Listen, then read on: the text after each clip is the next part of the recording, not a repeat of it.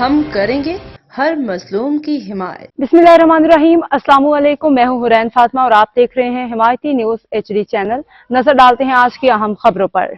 वजीर आला पंजाब मरियम नवाज ने सूबे में मुर्गी के गोश्त की कीमतों में इजाफे पे बरहमी का इजहार किया है।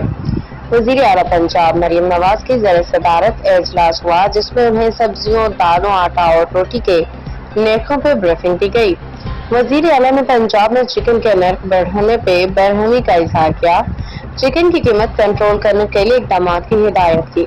मरियम नवाज का कहना था कि ईद उल अजहा से कबल सब्जियों के नर्ख में बढ़ना काबिले बर्दाश्त नहीं।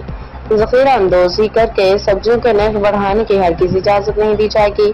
वज़ीर आला ने आटे के नर्ख में कमी आने पे रोटी की कीमत कम करने की हिदायत की, जबकि उन्होंने सब्जियों की ट्रांसपोर्टेशन के अखराजात कम करने के लिए प्लान तलब कर लिया।